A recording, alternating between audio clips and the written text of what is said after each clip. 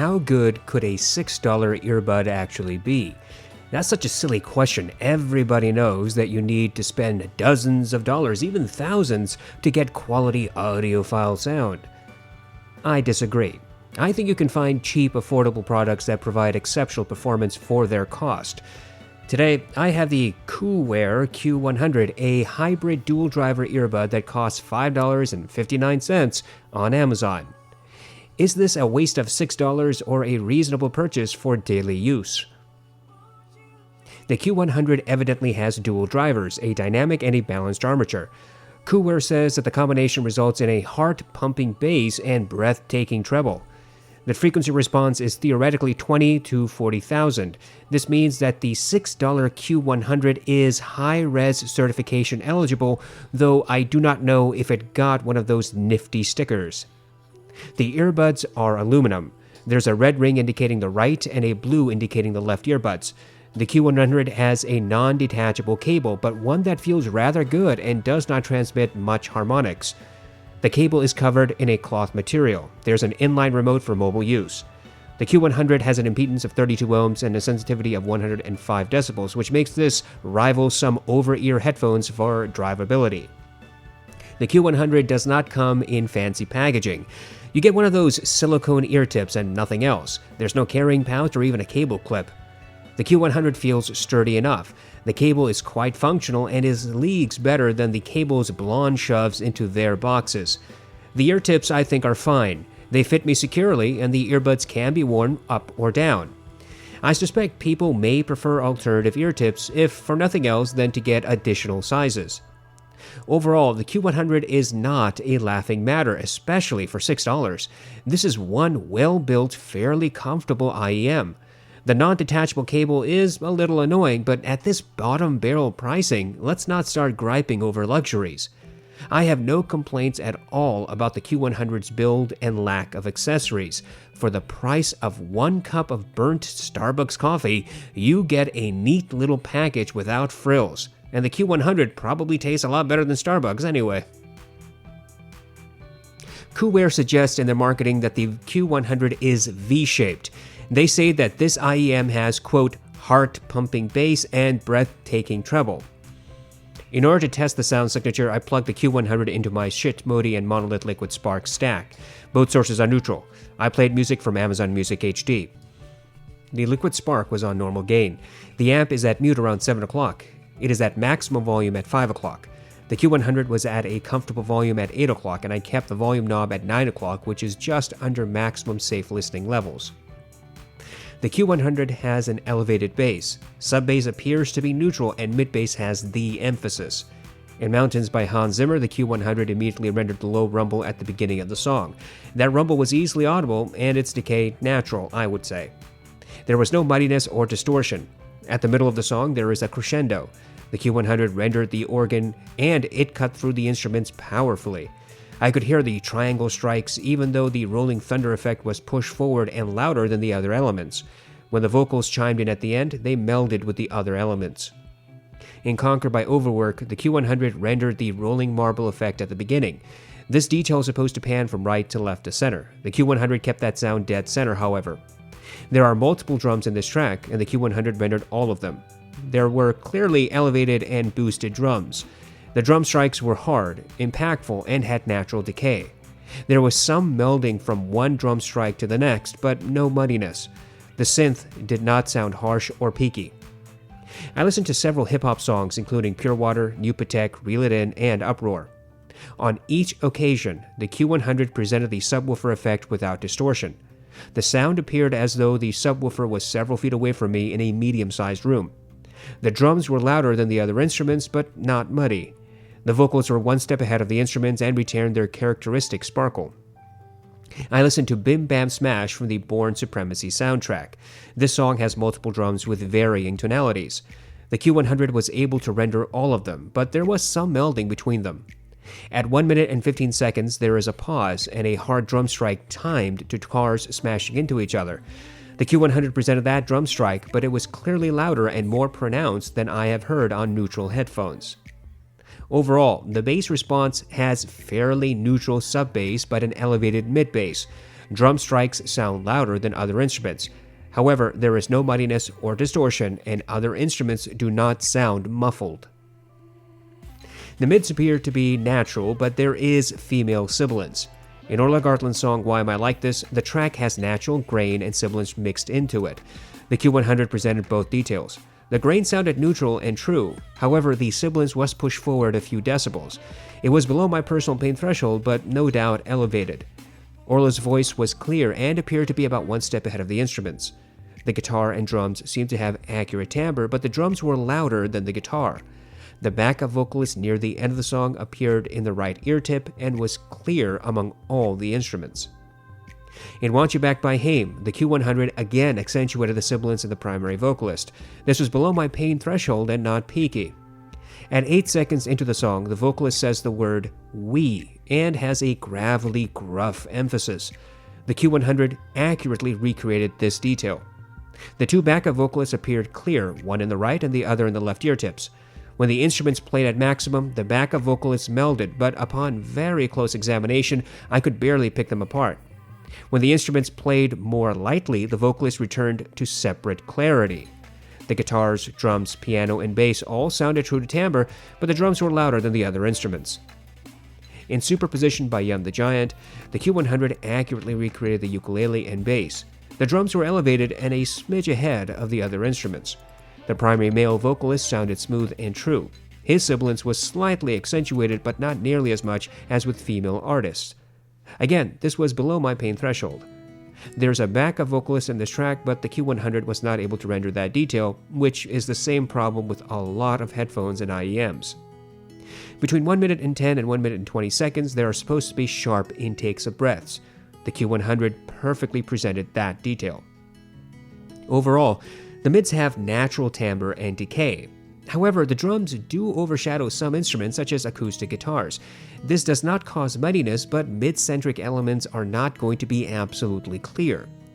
Vocals are one step ahead of instruments, and there is a slight sibilance emphasis for both male and female artists. This emphasis is a bit less than the one on the HD560S. There is a slight treble push, but not significant and not harsh. In Scherzo for X-Wings, the Q100 presented the horns and brass with natural timbre and a bit more energy than they would have on neutral headphones.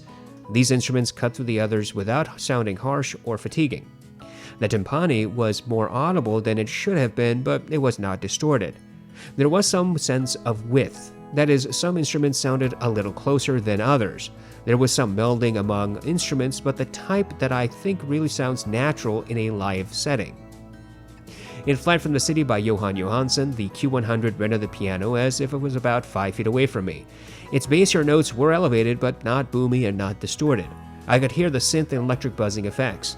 This track has pop and sizzle mixed into the bottom layer, and the Q100 presented some of those finer details. The cello was smooth, but melded marginally with the piano. I could hear the creaking of wood on the pianist's bench and the shifting of the cello's weight. In Take 5 by the Dave Brubeck Quartet, the Q100 rendered the piano in the right, the drum kit in the left, the saxophone dead center, and the bass layered in between. The drums were pushed forward, essentially shoulder to shoulder with the saxophone. The saxophone sounded smooth. It had its requisite energy, and it was clear.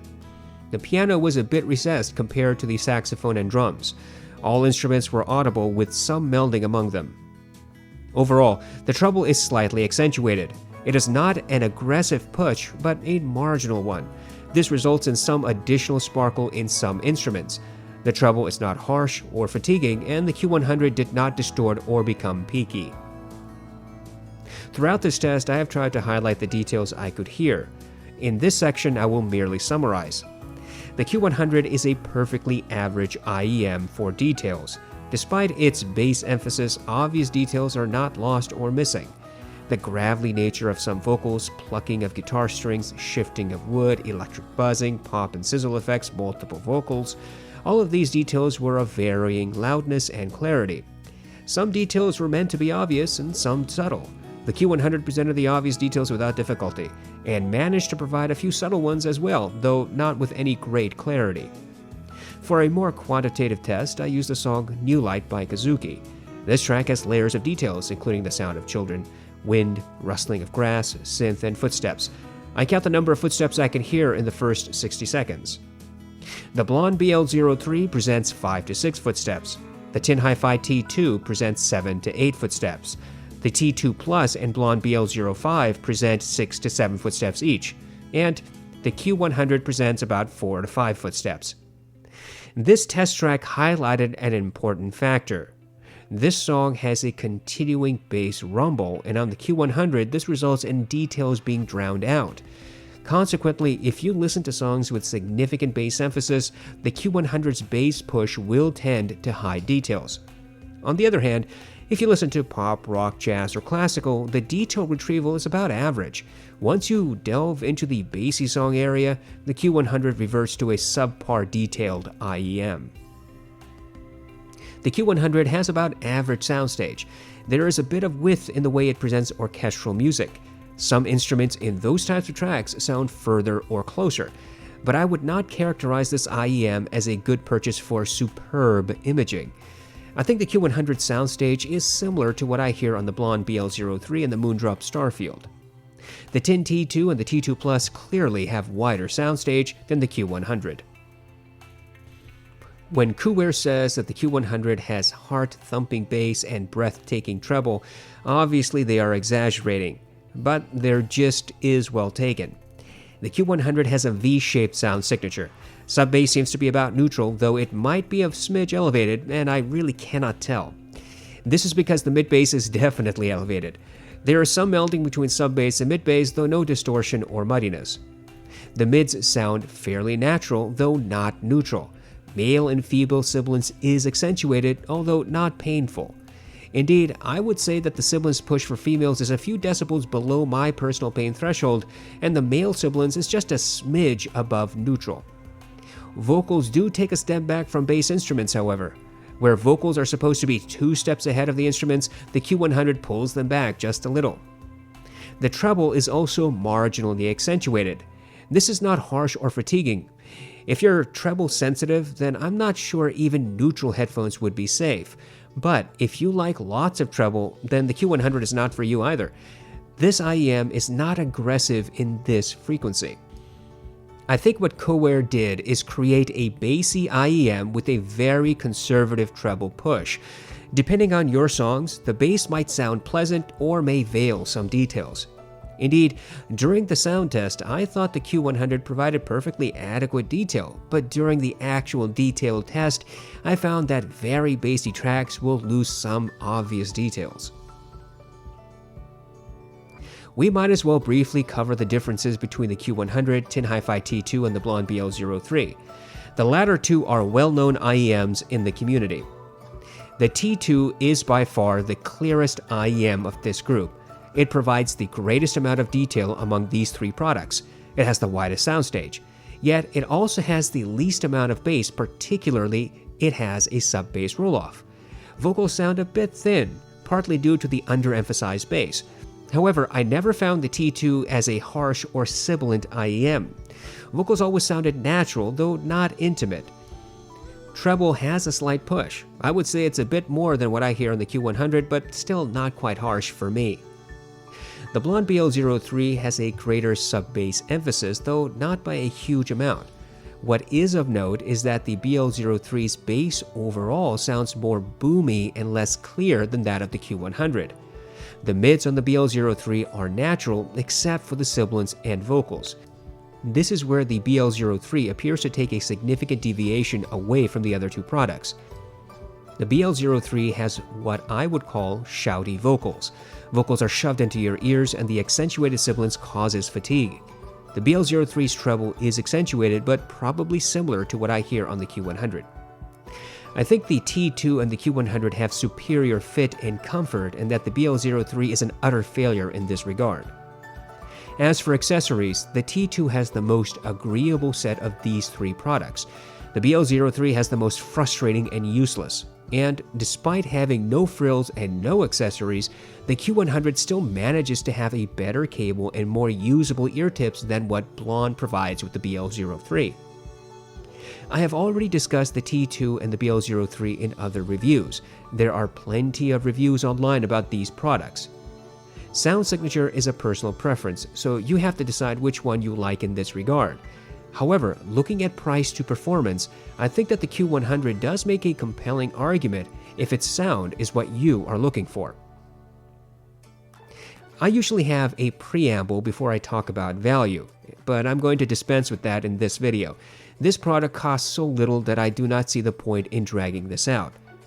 Let's be honest, an IEM that costs $6 and doesn't fall apart in your hands is already making a strong argument for value. The Q100 is a well-built product that has no frills. It does not come with accessories. It has a non-detachable cable. It has one set of ear tips. It is made of aluminum. But what do you expect from $6? There are plenty of $50 REMs that are made of plastic. There are many that have terrible construction or awful accessories.